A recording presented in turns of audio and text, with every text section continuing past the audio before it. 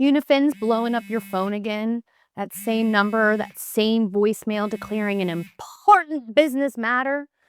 You can't deal with it, so you just let it go to voicemail, right? And at first, it's just one or two calls, and then another, and now your phone is completely blowing up. Buzz, buzz, buzz. Your stomach's dropping every time you hear that ringtone. That's a very common feeling. And I want you to take a really deep breath, my friend, because here's what I want you to know. You are absolutely not powerless in this situation. Debt collectors love to sound scary. It's actually part of their strategy. But you actually have rights and options, and you do not have to spend your days dodging all of these calls or bracing for the worst. In this video, I'm going to walk you through exactly what to do when UNIFIN comes knocking on your door.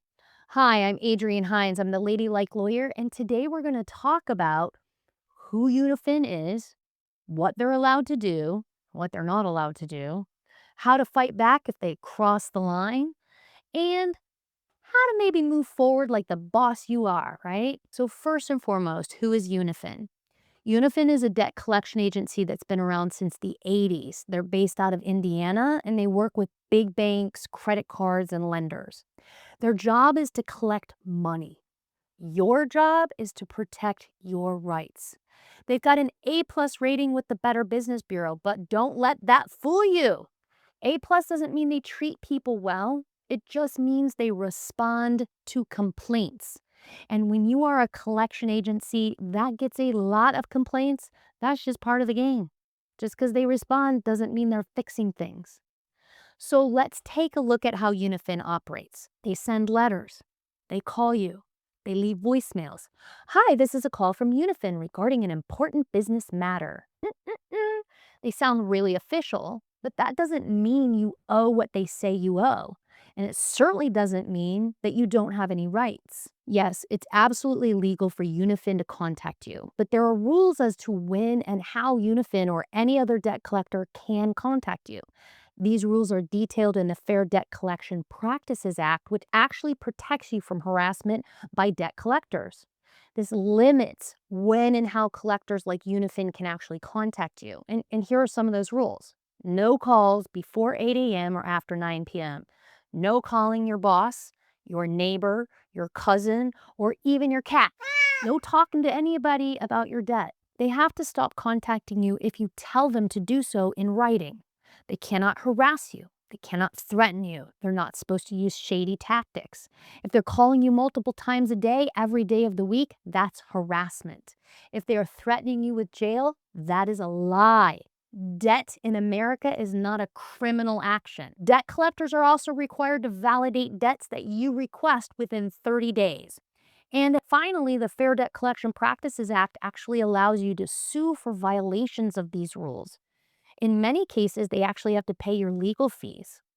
That's not bad, right? Now, it bears noting that if they do validate your debt, they'll try to collect through negotiation, through settlements, or through legal action. But it's really important that you keep this in mind. Lawsuits are expensive, and most of the time, they would rather settle or offer you a payment plan. And remember this too, you have rights. Say it with me, I have rights. If they or any other debt collector threatens you, that is illegal.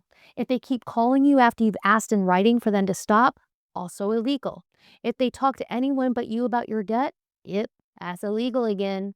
You don't have to tolerate this nonsense. You can actually report them. You can sue them. You could shut it down. And here are 7 steps for handling a debt from UNIFIN.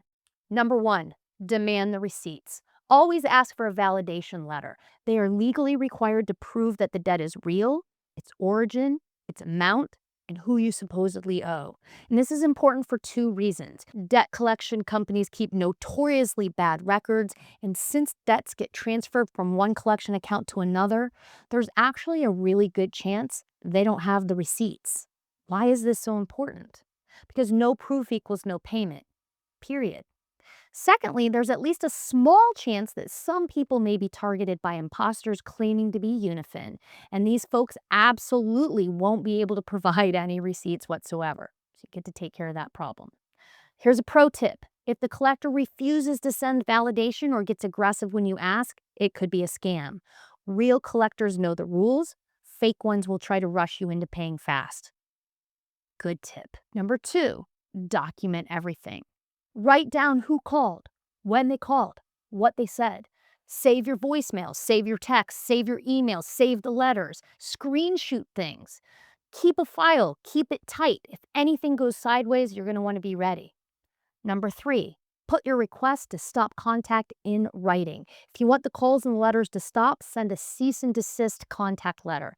Do it in writing, send it certified mail, and keep a copy for your own file. Please know they can still notify you of major legal moves, but routine calls, they cannot be doing that. But keep this in mind. Telling them to stop calling doesn't mean your debt goes away, and it certainly doesn't stop them from suing you and pursuing judgment, but it does shut down the harassment while you're exploring your options, and that's what's really important. Number 4, if they break the rules, you need to take action.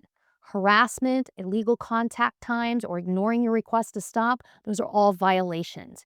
You want to file a complaint with the FTC. We take this seriously, and that's you telling them the harassment stops today. Number 5, negotiate, but do it smart. If the debt is legitimate, you've got options.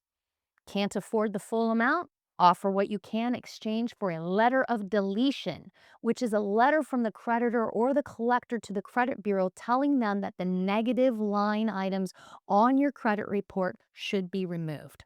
A letter of deletion is basically you asking them to hit delete on that negative mark if they agree to remove it from your credit report in exchange for partial payment. That is a solid win. Just make sure it's in writing before you send a dime. And make sure they agree to that letter of deletion and not a letter of payment. A letter of deletion removes the negative item from your credit report entirely. A letter of payment means you've paid the debt in full. And keep this in mind too. There is a window of time when a debt collector can legally sue you.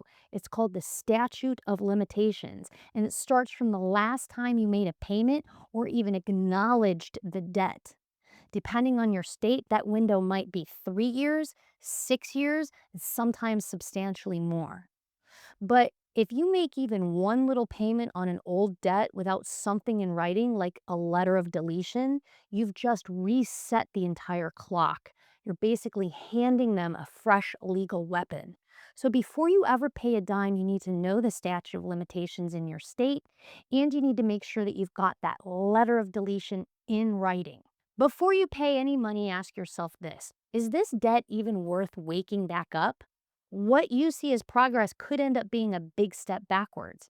And depending on how old it is and how big it is, the smartest move might be to leave it right where it is, dead and dusty.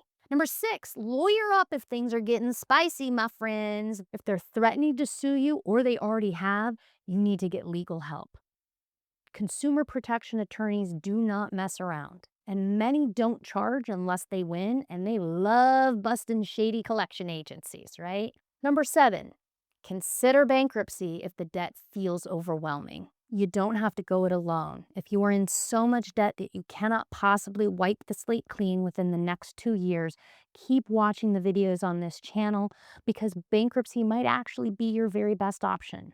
I know bankruptcy sounds dirty, but it isn't. Bankruptcy is the tool that we use to lift people out of the mud so they can get cleaned up and start again safely. Bankruptcy is the blessed hot shower, not the pile of mud that you're swirling around in right now.